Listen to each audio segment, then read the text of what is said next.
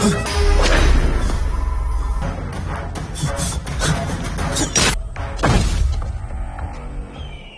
sahabat, Assalamualaikum. Semoga sehat selalu dan senantiasa berbahagia. Terima kasih udah subscribe dan menyimak video-video SLMT TV. Semoga Tuhan Yang Maha Esa selalu memberikan rezeki yang berkah dan berlimpah ruah untuk sahabat semua.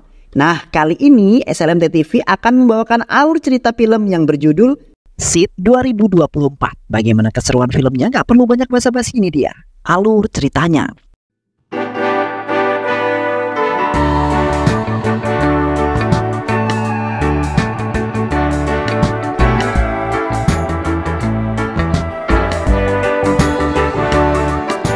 Di awal film, tim investigasi khusus yang bertugas mengusut dugaan kasus pelecehan seksual yang kini sedang booming di masyarakat. Yang di saat itu, Parda Saradi yang merupakan petugas inspektur polisi yang memimpin dalam kasus tersebut. Di saat itu mereka sedang mengejar pria yang terduga sebagai pelaku pelecehan itu. Pria itu kemudian telah mengembangkan satu persatu pasukan timnya Parda dengan sangat sigap dan cepat. Namun beruntungnya Parada telah mengejar lalu membuat kaki pria itu pincang karena terkena sebuah tembakan. Dan setelah itu Parada mengatakan, "Kini permainanmu sudah habis," ungkap Parada. Yang akhirnya pria tersebut ditembak oleh Parada hingga tewas. Di suatu hari terlihat seorang pria turun dari sebuah bajai lalu masuk ke dalam rumah seseorang. Pria tersebut menuju ke arah kamar melewati anak tangga yang mana di dalam kamar tersebut terdapat seorang wanita bernama Navia. Di saat itu Navia terkapar di atas ranjangnya dalam posisi tak sadarkan diri dan di dalam rumah tersebut hanya Navia seorang saja. Pria itu kemudian memanfaatkan waktu tersebut yang mana pria itu menembak Navia hingga tewas lalu pergi dari tempat tersebut. Beberapa hari kemudian berita telah tersebar luas di sosial media bahwasanya Navia telah tewas terbunuh. Dikarenakan ada seorang yang sudah membunuhnya, namun sampai sekarang belum menemukan pelakunya. Dan kepolisian yang akan mengusut kasus tersebut hingga tuntas dan menemukan pelaku di balik pembunuhan itu. Di sisi lain, Parada mendapat sebuah panggilan dari Inspektur Ramakrishna, kemudian memberikan sebuah tugas kepada Parada untuk menyelesaikan kasus pembunuhan Navia. Yang di saat itu Ramakrishna telah membentuk tim khusus investigasi yang terdiri dari Kiran yang merupakan seorang hacker yang sangat baik dan juga pintar, Das yang terkenal sebagai seorang ahli petunjuk arah, sedangkan Depti adalah seorang agen wanita yang memiliki potensi yang tinggi dan seorang ahli seni bela diri. Dan yang terakhir adalah Risi yang berasal dari Departemen Intelijen, dan mereka berempat yang akan menjalankan tugas tersebut bersama Parada. Keesokan harinya mereka berempat sudah tiba di kantornya Parada, karena hari pertama mereka bekerja bersama Parada. Parada kemudian memberitahu kepada mereka berempat mengenai orang-orang yang harus dicurigai dan diinterogasi, yang mana sebagian mereka pasti ada yang terlibat dalam kasus itu, melainkan hanya saksi mata saja. Risi kemudian mengajak Parada untuk pergi ke TKP langsung untuk mengambil sebuah bukti lebih banyak. Yang akhirnya mereka semua pergi ke tempat tersebut, sedangkan Depti diperintahkan untuk mencari informasi di sebuah sosial media dan orang-orang di sekitar rumah tersebut. Sesampainya mereka di sana terlihat rumah tersebut aman-aman saja dan tidak ada sidik jari dimanapun. Di saat itu mereka telah menemukan teralis jendela kamar mandi yang sudah lepas, yang mana pelakunya telah melewati jendela tersebut. Sementara itu mereka juga menemukan sedikit bercak darah di atas kasur. Setelah itu mereka menginterogasi seorang satpam yang menjaga rumah itu. Namun satpam itu mengatakan bahwa tidak ada yang datang selain suaminya Navia. Parada kemudian menginterogasi Rahul yang merupakan suaminya Navia karena Rahul yang memiliki hubungan yang sangat dekat terhadap Navia. Rahul kemudian mengatakan bahwa Navia memiliki sifat yang sangat sensitif atau sangat cemburu, yang mana cintanya Navia telah dikhianati oleh mantan kekasihnya dulu. Dan Rahul juga tidak akan mungkin membunuh istrinya sendiri yang sangat disayangi tersebut. Setelah itu Parada memanggil kedua orang tuanya Navia untuk diinterogasi selanjutnya dan sebagai orang terdekat kedua. Kedua orang tuanya Navia kemudian mengatakan bahwa selama Navia berumah tangga dengan Rahul, Navia sangat tertekan sekali karena di setiap harinya mereka selalu bertengkar, yang mana Rahul selalu bermain dengan wanita lain. Karena itulah Navia selalu mengatakan bahwa Navia ingin bercerai dengan Rahul karena sudah tidak kuat untuk menjalin hubungan rumah tangga bersama Rahul. Dan orang tua Navia juga menambahkan bahwasanya mungkin saja Rahul yang melakukannya karena Rahul memiliki sifat yang keras kepala. Kiran kemudian menghack kamera CCTV yang dipasang di pinggir jalan di sekitar rumahnya Navia. Tak lama kemudian mereka menemukan sebuah kendaraan yang berhenti tepat di depan rumah Navia. Beberapa menit saja Dan setelah itu mereka bergegas mencari kendaraan tersebut dengan melacak plat nomornya.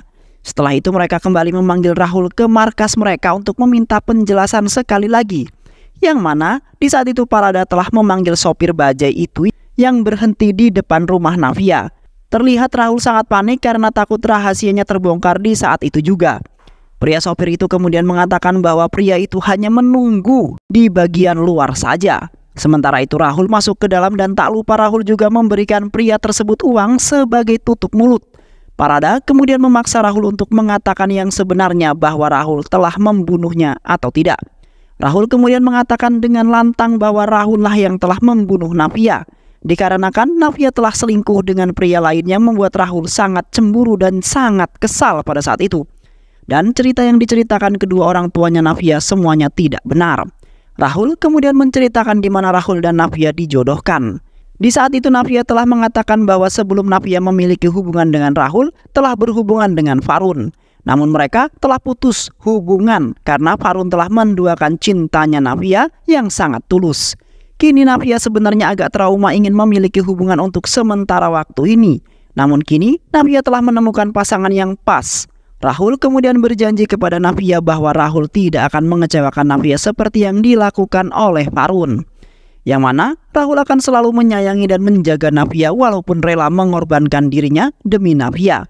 Yang akhirnya mereka telah menikah dan menjadi sepasang kekasih yang sangat harmonis.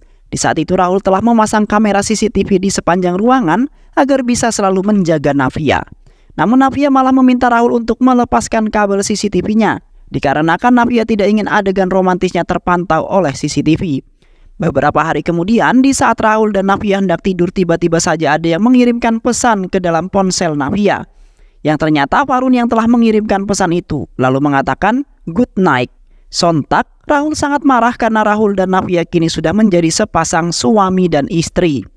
Sementara itu Varun masih menghubungi Navia dan sering mengirimkan pesan dengan kata-kata yang romantis. Keesokan harinya, Rahul bangun dari tidurnya dan melihat Navia sudah tidak di sampingnya. Yang mana Navia sedang teleponan dengan Varun yang kemudian membuat Rahul semakin kesal karena Navia semakin keterlaluan.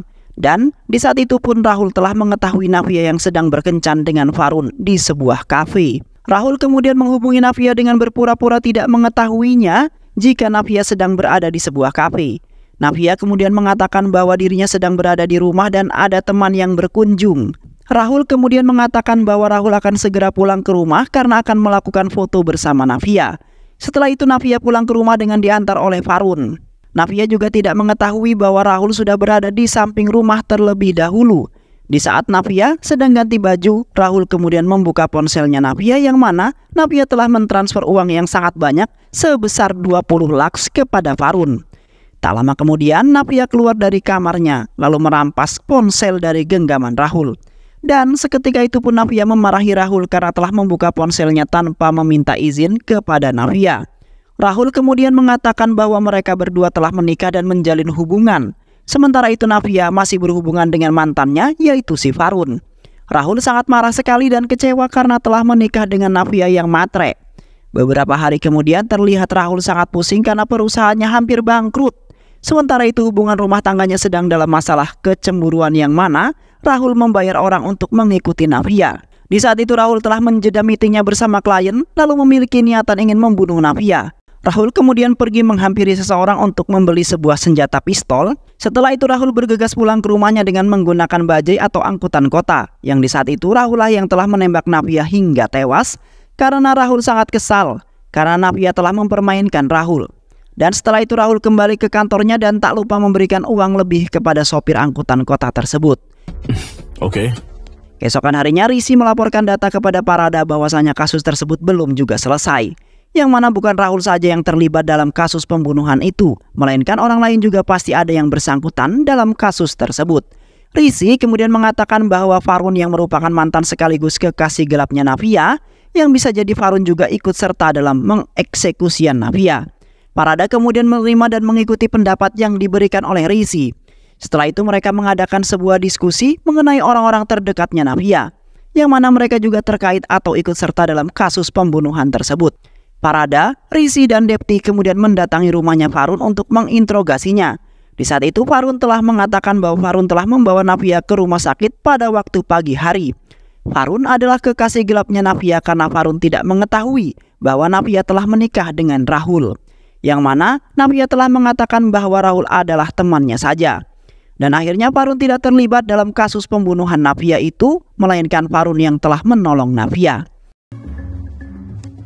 Keesokan harinya mereka menemui seorang pria yang memiliki hubungan dengan Rahul bernama Sherlock. Sherlock kemudian memberitahu bahwa Rahul telah membunuhnya dan Farun juga terlibat dalam pembunuhan tersebut. Sontak Parada sangat kesal karena telah dikelabui dengan berita-berita palsu yang telah disampaikan oleh Farun. Di sisi lain terlihat Risi dan Depti telah mengejar Farun karena Farun telah bercerita bohong.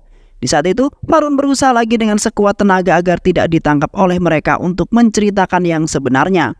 Farun kemudian menelpon preman bayaran untuk menghalangi Risi dan juga Depti. Dengan itu, Farun mendapat kesempatan melarikan diri dari kejaran mereka berdua. Namun Risi telah mengejar Farun karena Depti yang telah menghabisi preman-preman itu. Di saat itu Risi telah kehilangan jejak karena Farun sangat lincah sekali. Dan beruntungnya Parada yang telah menangkap Farun lalu membawa Farun ke kantornya. Your game is over. Saat di kantornya Parada, Farun telah menjelaskan bahwa di waktu itu Nafia telah main ke rumahnya karena istrinya Farun sedang pergi keluar kota. Di saat itu mereka sedang bersenang-senang di kolam renang, lalu mereka juga pergi ke dalam kamar. Sementara itu Farun mengendus-ngendus Nafia dan mulai sange. Seketika itu ingin mencium Nafia. Namun Nafia menolaknya karena Nafia sudah menikah dan mempunyai seorang suami. Spontan, Farun langsung menjatuhkan Nafia ke atas kasur dan ingin mengwik-wiknya. Nafia kemudian memberontak lalu pergi meninggalkan Farun karena Farun telah keterlaluan. Di malam harinya Farun menghampiri Nafia yang sedang menghadiri sebuah pesta temannya. Farun kemudian meminta maaf karena di waktu kemarin Farun dalam keadaan nafsu dan sangat emosi. Nafia kemudian memaafkan Farun dan mengajak Farun untuk menjadi teman dekat saja, tidak untuk lebih sama sekali. Keesokan harinya Nafia telah menelpon Farun karena sangat merindukan sekali dan tidak pernah bertemu. Di saat itu Farun mengajak Nafia untuk pergi ke sebuah kafe.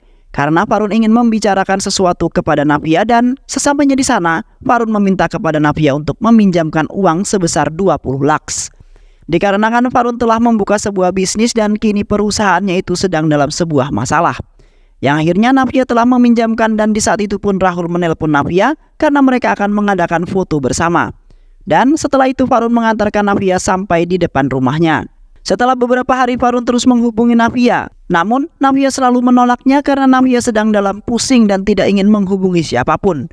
Dan di saat itu pun Farun mendatangi rumahnya Nafia karena sangat khawatir akan keadaan yang tidak memberi kabar apapun. Sesampainya Farun di sana, Nafia kemudian mengusir Farun karena datang ke rumahnya tanpa mengabari Nafia. Sontak Farun marah lalu mengatakan, "Nafia, ada apa ini? Salah kau sendiri yang tidak memberi kabar dan kini kau malah mengusirku yang sedang mengunjungi dirimu," ungkap Farun. Farun kemudian terpaksa masuk ke dalam lalu kemudian mengunci pintu. Sementara itu Nafia sangat panik karena ditakutkan Rahul pulang tiba-tiba. Di saat itu Farun meminta kepada Nafia untuk mentransfer uang sebesar 50 lakhs untuk modal usahanya. Namun Nafia menolaknya karena di waktu kemarin Nafia telah mengirimkan 20 lakhs kepada Farun. Sontak Farun marah lalu mencekik Nafia karena tidak ingin mentransfer uang tersebut. Farun kemudian mengancam Nafia bahwasanya jikalau Nafia tidak mengirimkan juga, maka Farun akan menyebarkan video Nafia yang sedang ganti baju ke sosial media secepatnya. Dan tiba-tiba saja ada seseorang yang mengetuk pintu yang kemungkinan itu adalah Rahul. Farun kemudian bersembunyi di dalam kamar mandi sementara itu agar tidak ketahuan oleh Rahul. Namun di saat itu terdengar Nafia berteriak dan meminta tolong kepada Farun, tetapi pintu kamar mandi itu terkunci dari luar. Farun kemudian melepas tralis jendela kamar mandi agar bisa keluar dan menyelamatkan Nafia. Setelah keluar dari kamar mandi, Farun kemudian masuk ke dalam kamar Nafia. Terlihat Nafia sudah terkapar di atas ranjangnya dan dalam keadaan tewas. Dan setelah itu Farun pergi untuk melaporkan ke rumah sakit dan ke kepolisian. Setelah itu Das memerintahkan Farun untuk memeriksa sidik jari Farun. Yang ternyata Farun tidak termasuk dan tidak membunuh Nafia sama sekali. Yang akhirnya Parada pergi ke kantor pusat untuk melaporkan kepada DGP Inspektur bahwa mereka belum menemukan orang yang memiliki sidik jari yang sama persis dengan yang telah didapatkannya. Sesampainya Parada dan Risi di kantor pusat, Parada kemudian mengatakan bahwa pelaku dalam kasus tersebut telah melibatkan banyak orang yang mempunyai cerita yang sangat berbeda-beda. Dan ternyata orang-orang terdekat Navia yang termasuk dalam pelaku pembunuhan tersebut yang melibatkan kecemburuan dan keserakahan. Ramakrishna kemudian menanggapi laporan yang diberikan oleh Parada. Ramakrishna kemudian memberikan dorongan kepada mereka agar bisa secepatnya menuntaskan kasus tersebut. Dan setelah itu mereka berdua melanjutkan penginterogasian yang selanjutnya, yang mana mereka akan mendatangi kedua orang tua Navia untuk melaporkan semua bukti-bukti yang telah mereka dapatkan. Sesampainya mereka berdua di rumah kedua orang tuanya Navia, Parada kemudian mengatakan bahwasanya Parada beserta timnya akan secepatnya mengusut dan menuntaskan kasus tersebut. Terlihat kedua orang tua Navia bersedih karena putri sematawayangnya telah tewas di tangan orang terdekatnya. Dan setelah itu Parada dan Rishi pergi karena ingin mencari lebih banyak informasi. Namun di saat itu Rishi mulai curiga lalu menghampiri foto di mana di foto itu terdapat tanggal pernikahan Navia. Rishi kemudian mengatakan mereka telah menikah 22 tahun tetapi catatannya menunjukkan bahwa Navia berusia 24 tahun, ungkap Rishi. Alhasil kedua orang tua Navia dibawa ke kantor mereka untuk menjelaskan yang sebenarnya. Sesamanya mereka di kantor tim investigasi khusus, Parada menggeretak kedua orang tuanya Navia untuk menjelaskan cerita yang sesungguhnya. Ayahnya Navia kemudian mengakui bahwa mereka berdua lah yang telah membunuh anaknya sendiri, yaitu Navia. Yang mana di saat itu mereka sangat kecewa dengan putrinya yang suka bermain dengan pria lain walaupun Navia sudah menikah. Sementara itu Navia selalu melanggar perkataan kedua orang tuanya dan di saat itu juga Navia tidak pernah memberi kabar lagi. Setelah kedua orang tuanya Navia berkunjung ke rumahnya Navia karena sudah rindu. Namun di saat itu Navia tidak menyukai kehadiran kedua orang tuanya karena di saat itu Varun sedang berkunjung ke rumahnya. Kedua orang tuanya Navia kemudian memaksakan diri karena mereka telah sangat merindukan Navia yang tidak pernah memberi kabar.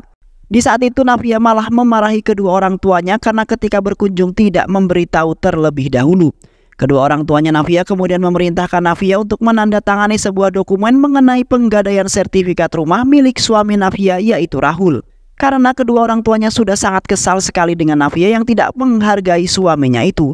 Navia kemudian terpaksa menandatangani dokumen itu sembari menangis karena orang tuanya sudah tega sekali melakukan seperti ini. Ibunya kemudian memeluk Navia karena bangga dengan Navia karena sudah membantu orang tuanya. Namun di saat itu orang tuanya malah mencekik Navia dan menyudutkan ke arah tembok. Sementara itu Navia berteriak meminta tolong kepada Varun yang bersembunyi di dalam kamar mandi. Sontak ayahnya langsung mengunci pintu kamar mandi itu dari arah luar. Navia yang kemudian berontak dan berlari ke lantai atas. Navia kemudian menghubungi polisi dan meminta tolong karena Navia sedang dalam keadaan sangat darurat. Namun orang tuanya menangkap Navia kembali dan menyeret Navia ke dalam kamarnya. Orang tuanya kemudian menggantung Navia di kipas angin dengan kain yang panjang. Sementara itu Navia juga sudah tidak berdaya lagi karena lehernya terbelit kain yang menyusahkan untuk bernapas. Tak lama kemudian polisi tiba di rumahnya Navia karena mendapat panggilan darurat dari Navia. Dan setelah itu orang tua Navia kabur dari rumah tersebut melalui pintu belakang sembari membawa sebuah dokumen penggadaian. Setelah itu Rishi pergi menghampiri kekasihnya yang merupakan seorang reporter. Kekasihnya itu kemudian mengatakan bahwa di waktu itu pernah mewawancarai Navia yang terduga sebagai korban pelecehan. Di waktu itu Navia telah mengatakan bahwa Navia sangat trauma sekali dan untuk sementara waktu Navia tidak akan berkomunikasi dengan pria lagi. Navia juga mengingatkan kepada seluruh wanita agar selalu menjaga dirinya dari godaan seorang pria dan menghindar jika mengetahui gerak-gerik pria itu yang sangat mencurigakan. Kekasihnya, Rishi kemudian mengatakan bahwa bisa saja polisi yang melakukannya karena di segala bukti tidak ada yang mengisahkan kebenaran kasus itu dan Navia juga tidak menerima luka apapun. Sontak Rishi langsung kepikiran dengan Navia yang telah melaporkan kepada polisi. Dan setelah itu Rishi pergi ke kantor polisi untuk mencari informasi. Di saat itu petugas yang menerima panggilan dari Navia mengatakan bahwa kantor polisi yang memegang ruang kontrol telah mengutus pasukan untuk mendatangi TKP. Rishi kemudian pergi ke kantor polisi yang memegang ruang kontrol. Sesampainya Rishi di sana, petugas tersebut mengatakan bahwa mereka telah mengutus beberapa anggota yang dipimpin oleh polisi senior. Yang mana polisi senior mengatakan bahwa saat itu mereka datang ke rumah tersebut, tiba-tiba saja Navia tewas. Sontak Rishi semakin curiga dengan seseorang yang telah sangat dikenali oleh Rishi. Dan setelah itu Rishi melanjutkan pencarian informasinya. Di pertengahan jalan di saat Rishi hendak pergi ke rumah manajer perusahaan Airtalk, tiba-tiba saja beberapa orang telah menghadang Rishi dengan membawa senjata tajam dan berniat untuk membunuh Rishi. Rishi kemudian menghabisi orang-orang tersebut karena telah menghalangi perjalanannya. Namun di saat itu Rishi tertangkap karena kalah jumlah dan ingin dibacok oleh orang-orang itu. Dan beruntungnya Parada datang untuk menyelamatkan Rishi yang hampir saja tewas di tangan orang-orang itu. Dan setelah itu mereka berdua membantai orang-orang tersebut. Setelah itu Rishi masuk ke dalam mobilnya Parada untuk memberitahu bahwasanya Rishi kini sedang mencurigai seseorang yang mungkin Rishi kenal dan sangat dekat sekali. Rishi kemudian meminta izin kepada Parada untuk melanjutkan perjalanannya kembali untuk mencari informasi. Di malam harinya Rishi, Kiran, dan juga Das pergi ke rumah seorang manajer perusahaan air talk untuk mencari sebuah informasi. Namun di saat itu pria itu pingsan karena telah mengkonsumsi alkohol terlalu berlebihan. Kiran kemudian menghubungi teman-temannya pria itu untuk mencari lebih banyak informasi. Dan setelah itu mereka melanjutkan perjalanan mereka kembali. Mereka kemudian menangkap seorang pria tua yang sedang bersenang-senang dengan anak buahnya. Di saat itu mereka telah mendapatkan informasi bahwa pria itu memiliki hubungan dengan seseorang yang telah dicurigai oleh Rishi. Keesokan harinya, Rishi menginterogasi Parada yang dicurigai oleh Rishi sebagai pelaku yang sesungguhnya. Rishi kemudian mengatakan orang yang dipercaya para gadis kini telah memperkaos gadis-gadis secara brutal dan membunuhnya dengan cara yang sangat kejam. Sedangkan polisi yang menangkap penjahat dengan segera, setelah itu terjadi pembunuhan ekstrayudisial. Sungguh sebuah skenario yang sangat luar biasa, ungkap Rishi. Rishi kemudian memanggil seseorang pria yang telah Rishi tangkap semalam yang mempunyai hubungan dengan Rishi untuk menceritakan semuanya. Pria itu kemudian mengatakan bahwa pria itu dan teman-temannya diperintahkan untuk membunuh Rishi yang ingin mengungkapkan kasus pembunuhan itu. Sementara itu Parada telah mengancam mereka dan ingin membunuh jika mereka tidak berhasil melakukannya. Dan Parada juga telah memerintahkan pria itu untuk membunuh manajer perusahaan air talk dengan mencekokinya sebuah obat. Dan tak lupa mereka juga meninggalkan sebuah kertas di atas laptopnya pria itu. Parada kemudian menceritakan mengapa ia melakukan hal itu dikarenakan di suatu malam ada seorang pria yang mendatangi kantor polisi untuk mengadu bahwa kekasihnya telah tewas terbunuh. Pria itu bernama Vicky yang merupakan saudara kandungnya Parada. Vicky kemudian menceritakan bahwa di malam itu ia sangat stres karena kekasihnya telah tewas. Pria itu kemudian melihat sepasang kekasih lalu menghajar kekasih laki-lakinya. Pria itu kemudian membawa wanita itu ke tempat yang sepi dan di saat itu juga pria itu melakukan ewek paksa untuk membuang rasa stres yang telah menghantuinya karena kekasihnya telah tewas. Dan setelah itu pria itu membunuh wanita itu dengan menusukkan besi ke arah mulutnya.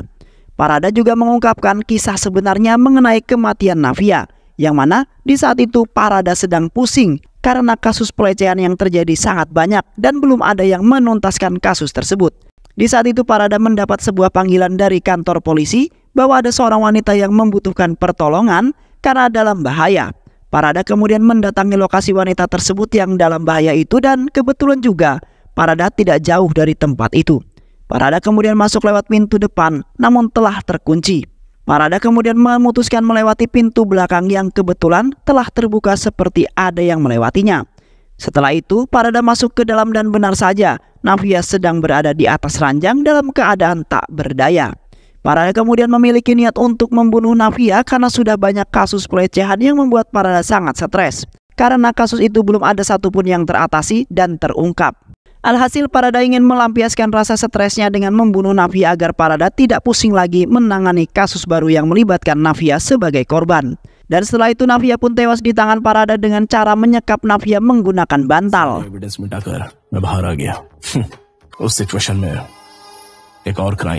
Setelah itu mereka berempat membawa Parada ke sebuah tempat yang mana mereka berempat menodongkan pistol ke arah Parada.